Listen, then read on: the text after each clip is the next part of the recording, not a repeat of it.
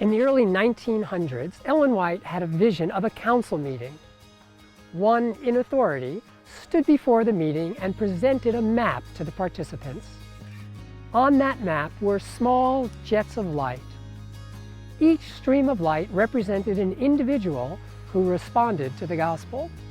Soon, the entire map was lightened with these beams of light. Today, we'll be visiting an OCI ministry that is endeavoring to make that vision a reality.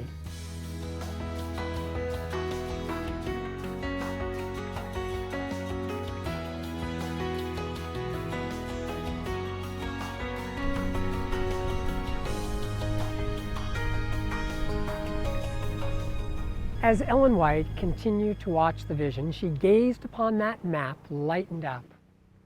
Unfortunately, that map was soon replaced with one covered in darkness. The darkness represented individuals who refused to reflect the light that had shone upon them.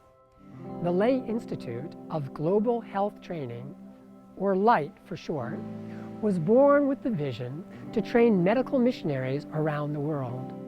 These missionaries would carry the light given to them to others, and this way they would share the message of God's love with a darkened world.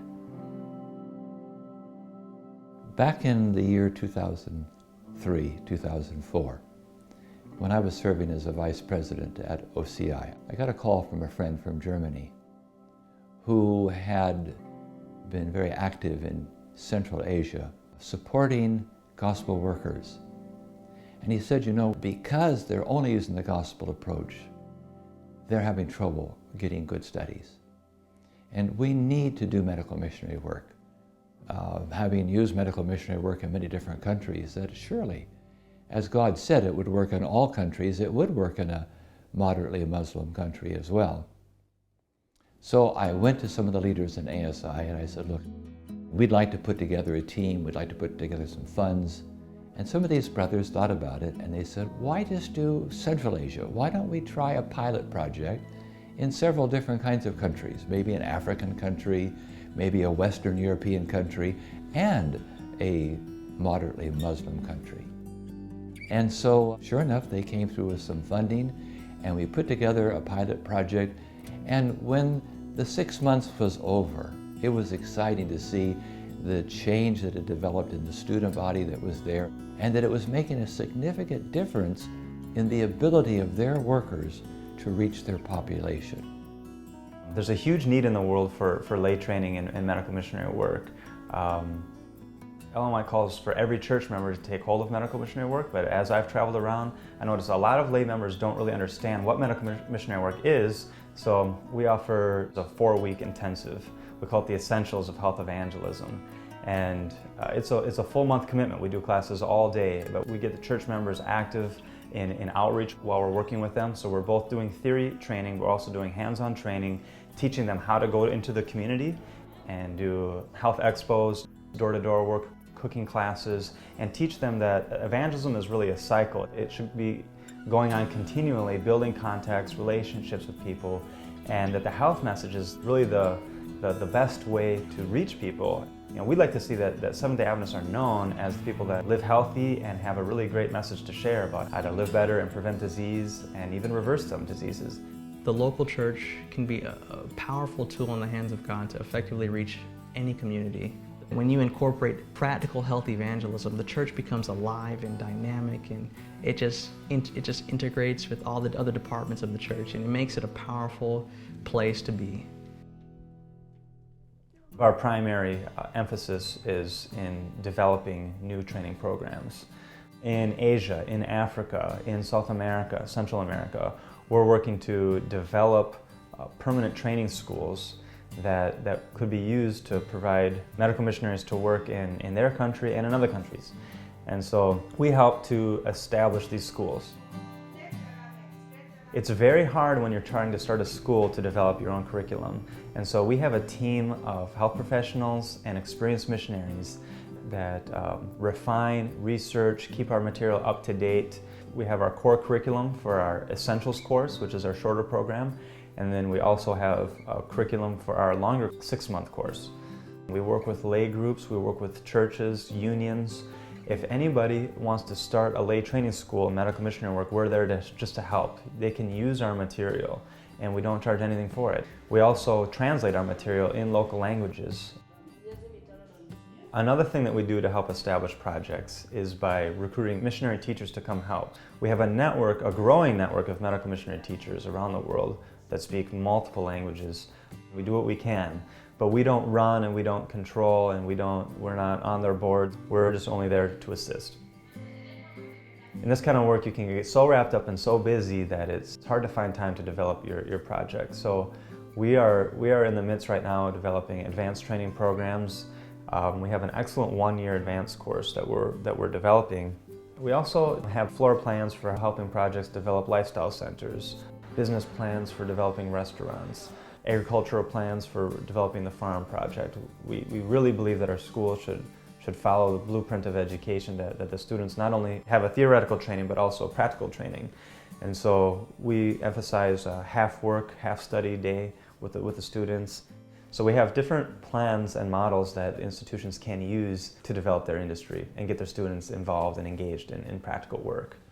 What makes Light unique is that it works not only to train individuals, but it also gives them an opportunity to network with other like-minded people from all around the world who have received the same type of training, the same type of background, who are doing the same type of work.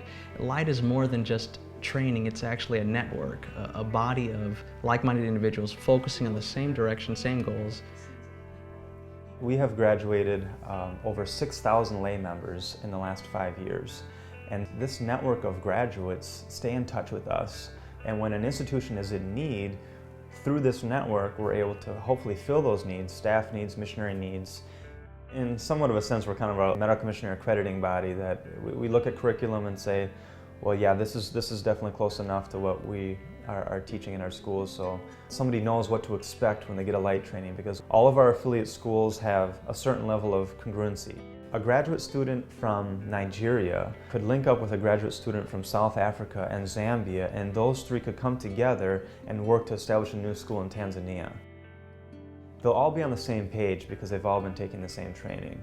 And it works like that in Asia too. So graduates from the Philippines and graduates from Indonesia are working together to start a school in Cambodia. And so we realize how important our curriculum is. So we get feedback from all of our schools. We're constantly trying to improve it, revise it, and make it the best that it can be, because we want it to be, a blessing to everybody. I have been so blessed as I have been traveling around the Caribbean, Central, South America, to see the hunger that people have for preventive medicine and to put into their lives the simple principles given to us in the Bible and the spirit of prophecy that opens the doors for spreading and planting the seeds of the gospel. I've seen so many cases where individuals received healing. People's lives were changed physically, and then they gave their lives to the Lord as a result. Light is also working in the United States. Really, we want to see an expansion of medical missionary work here too, because the health message not only works in the third world, it works very much in the first world as well. You know, North America still is a pretty big mission field. It's thought to be one of the most religious countries in the world, yet church attendance is just plummeting. If you look at the Gallup polls, Pew Forum, you find that people aren't really going to church or saying that they're involved with religious organizations any longer. And so the idea is we need to do something to reach out to the people who are interested in spiritual things. They say we're interested in being spiritual but not religious. And I can think of no better way than health evangelism. You're meeting felt needs and going over to unfelt needs in a very seamless manner, the way Jesus did it. Church training in the United States, I think, is so important, and it's so easy in the U.S. to get complacent, get wrapped up in our jobs, wrapped up in earning money and developing our lives, and yeah, helping out in church a little bit, but not in any real significant way. But we want to inspire church members that they can, even at their jobs, make connections, have it always in their minds that they're soul winners. We've had churches take responsibility for a project and raise money for it. It gives a revival. When we get involved in foreign missions, it also helps revive our churches at home. Some of the OCI projects that we've worked with are in the Amazon, in Brazil, in Norway, in Africa.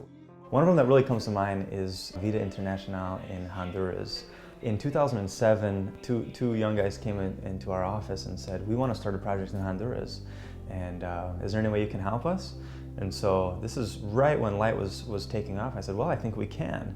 And so we came down to Honduras. We did a 1-month school with them, and we had our material translated into Spanish, and they used it, and the school grew, and we helped find a couple missionaries to go down and help teach at their school. And it's just amazing to see how God has blessed that project, and in such a short time the project grew and developed. There are many people out there that don't know Christ, and so the main objective of the ministry is to somehow satisfy some of these needs that these people might have, that they might see that there's a God out there that cares for them, and that they might eventually come to Christ, and also be motivated to bring that which they have received to others. The primary goal of the school is to hasten the second coming of our Lord by providing the world men and women of God who are able to lead in medical missionary work. Another example is in Brazil. Brad Mills with the Amazon Lifesavers Project, and he's been sending Bible workers out to reach these people that live way back in the jungle there. Some of them don't even speak Portuguese. Through talking with him, I realized, and he also agreed, that his Bible workers didn't have much training. So we sent 2 graduates down and conducted a 1-month school with Brad and started to stir some interest, and he could see the vision of it. One of the biggest needs that we have seen in the interior of the Amazon is more Bible workers, more trained people that would come in and be able to use the health message, education, training, and really teach the people basic doctrines and study of the Bible. In January, we actually did our first 1-month Light course. We had some Light leaders come down, and we were able to take 10 of the jungle people that we had worked with, that we had done medical work and evangelism in their communities, and did a 1-month Light course. And it was so exciting. And we had such a success that we're actually wanting to implement a full-time Light course, training jungle people. We're working with our local union office of getting all the details ironed out right now. We hope at the beginning of this coming year to start a full-time Light course where we can be training river people, bring them in, put them to a training, and then have them back out in their own villages or to go to a new village and start doing medical mission pioneer work in the jungle. They've got graduates now that are getting a more solid training, and now instead of just going out and trying to share a few Bible studies, they're coming into these villages offering health work, health education. And once that relationship is developed, they'll be church planting and furthering the work in that area. So it's really exciting to see this network growing. You know, it's almost like a wheel within a wheel, that you see somebody from Norway linking up through us somehow and going off to Honduras or Dominican Republic or somewhere else. Currently, Light is holding training programs in over 25 countries around the globe. Their aim is to see these short 1- or 6-month courses blossom into full-time ministry. In a moment, we'll visit one of these new ministries active in the Philippines.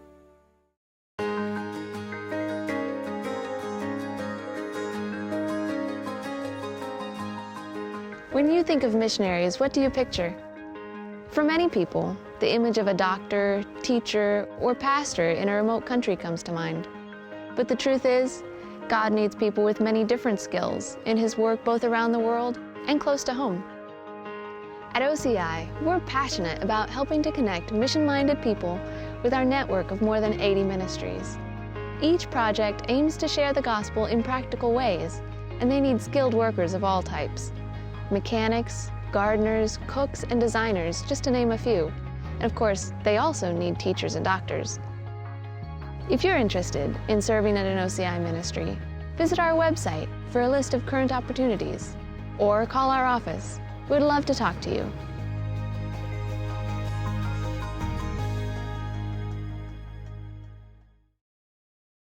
Bidaway Foundation is a Light school located in the northern part of the island of Luzon. It is currently home to 50 students, all of them eager to catch and reflect light that comes from God's Word. We run 2 6-month sessions every year which starts in January to June and then July to December. And students from all over, normally coming from our 1-month schools, come. These 1-month trainings are more of a filtering process where students already learn the basics of medical missionary work, and when they get here for the 6 months, they get refined. So their character is being molded in this place. We live here pretty primitive. We live in huts and in an environment where we do not have electricity. When we first arrived here, the campus is really just like a forest, a jungle. And I grew up in the city.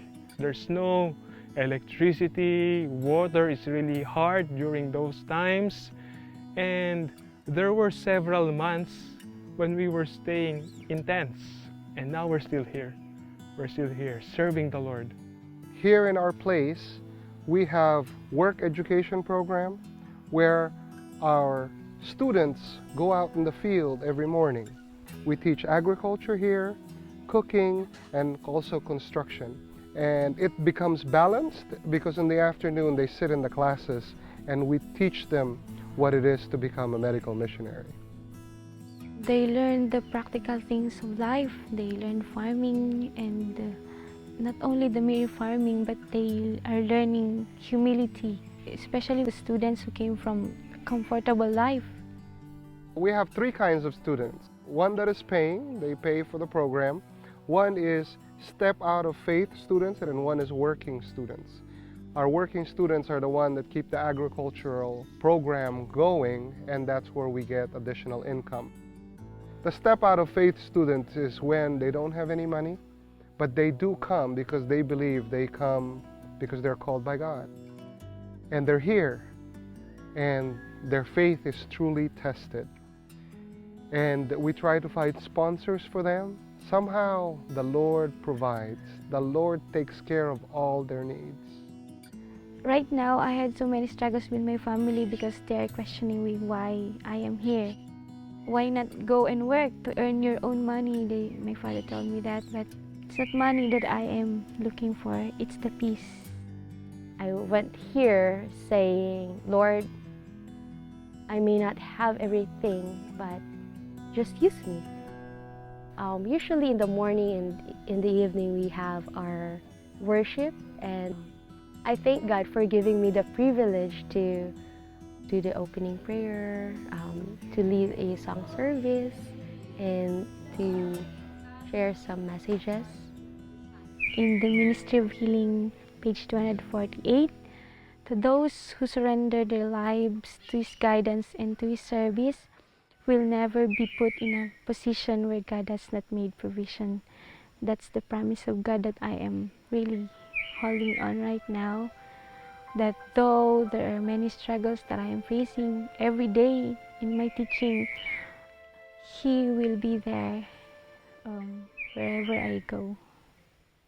We're nearing at the end time already, and He's coming very soon. And I can't wait to see Him face to face. And while they're equipping us, while God is equipping us, teaching us a lot of things, I believe that God is preparing us for a greater work. And I'm so excited to see many people going back to Christ. I pray that it's not just me, it's not my classmates here in this training, but I pray that before God comes, everybody will be involved in this end-time movement. It is in this place that I can hear God so vividly. It's really talking to me in the books that I read, from the Bible, from the books of Mrs. Ellen White. And about the staff, I really love the way they treat the students. I really feel at home in here. It's like a one big family. When students graduate from this place, we want them to keep working for the Lord. And these different ministries that we have, they go there and relieve the ones that are there. Also, some of these students are acquired by AS. Also, some of these students by local churches as Bible workers. And this is where they truly grow. Because I believe there's only 2 things we can take to heaven: our character and souls. by them going out and really tasting and seeing how good God is. That develops character. As we know, we need to be self-supporting. That is biblical. And we have a few income-generating ventures here on our campus. One of them obviously is agriculture. We also have vermi-worms, where we do organic gardening and we sell the castings of the worms as fertilizer. Also have mushroom farming. We're averaging now about 6 to 7 kilos a day. We plan to be 50 kilos per day, where we sell to the outside. We also have bakeries. We have 4 currently running at this point in different parts of the Philippines. Down the hill, we have a bakery, and in the morning, they are selling this into the community. And the community loves this bread so much because first, it's healthy, the same price with the other breads, and second, the missionaries who are selling these breads are very kind, friendly. They introduce themselves as medical missionaries, and at the same time, they are offering up prayers to those families who are in need, who needs encouragement. If our medical missionaries will be able to see some individuals who are sick in the family, then in the afternoon, they went back to that family. They treat them with simple remedies. And somehow that paved the way in order that they will get the confidence of the family. And then later on, they could start a Bible study with the family. Aside from the bakery, we also have a jeepney ministry. It started from 1, and then the Lord gave us 2nd jeepney. Then we now have 3 jeepneys, and we call them the 3 Angels Message Jeepney. You know, Spirit of Prophecy says you need a way to go to the city. So we pick up passengers. It becomes a ministry. They get on our jeeps and they get a track, and also they get to listen to godly music. Every time that they give their fare, I told them, wait a minute, ma'am, I have something for you. Not only pamphlets, but I also distribute Great Controversy book, Steps to Christ book once a day. So it's a beautiful ministry. Now we have equipped our jeepney with religious music. So it's very different because the moment that they enter into the jeepney, sometimes they've been hearing worldly songs, but this jeepney is a very different, a very unique ministry. The Holy Spirit is working even in the lives of our passengers. Our relationship with the church is very good. We have the full support of our mission president, our union president, our district pastors, because we work with them. We run a 24-week program. 12 weeks they're with us. We train them how to do health talks, how to preach, how to do Sabbath school. And after 12 weeks, during the weekends, we deploy them to different churches. Because of our pastors having 17 or 20 churches, the work of the pastors gets easier because now we're helping. We encourage the churches to have a Vesper service. We encourage the students to be in charge of Sabbath school, divine service, AY programs, and in the afternoons they do visitations, massages, hydrotherapy, and Sundays we encourage them to do cooking school. So the whole church is involved. Every weekend they go and have service in the church, help in evangelistic crusades. And we are really convinced that the health message which is being taught here is the right hand of the gospel message. I was asked to conduct an evangelistic crusade in one of the towns up north. And I asked who will be preparing the ground. And when they told me that it is the Better Way Foundation and the Light, I was so at ease because I know that God will be using them. And truly, God used them in breaking the prejudice in the people. And praise the Lord, during that crusade, there was a reaping for a 2 weeks crusade. We have more than 70 souls that were brought to the foot of the cross. This morning we had groundbreaking, and that has been a dream fulfilled for us because we've had this vision of a lifestyle center. Here we can integrate what we have learned and put it where people will come. It will be a monument of how God can transform a place like this into a place where His name will be glorified. This is our prayer and this is our hope. Jesus can come the soonest. That is the reason why we are here. The people that encompass this organization are godly men and women. They are the ones that's helped moving the work, because I believe humble people is needed in the end time. You know, if it wasn't for the core beginning relationship with OCI, Light would not have had such an opportunity to grow and develop.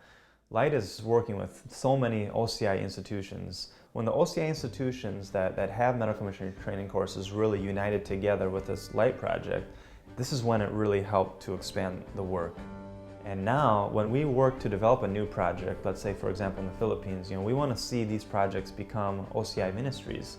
So Light is getting in the front lines, trying to break new ground, starting small with short training courses, build it to a 6-month course, try to develop a team there that can set up their own nonprofit organization that will work with the Seventh-day Adventist Church. And then once they're established, and after about 3 years of Light's involvement, we like to see that they're standing on their own 2 feet. We encourage them then to become OCI members. And then that way they can see even a broader picture that there's 100 ministries in the world that are also engaging in this similar kind of work. And so we fellowship together at OCI retreats. And usually at the OCI retreats we have some little Light subgroups meeting here and there, and it's excellent. I'm looking forward to the one in Africa, because all of our Light schools are going to be coming into the OCI retreat there, and we're going to be networking and planning and seeing who else we could work with. And so it's very helpful, what OCI provides. From the Philippines to Honduras, from the United States to Africa, the team at Light is pursuing their vision of training medical missionaries worldwide. Their reason for existence is to equip the chosen to respond to God's call. You can be a part of fulfilling the vision of surrounding this dark world with jets of light. If you are interested, you could host a Light school, or take part in one of their training programs, or make a contribution to their various needs. If you would like to support the expanding work of OCI and our ministries around the world, please visit us at outpostcenters.org or call us at 423-236-5600. You can also find us on Facebook at OCI Connects.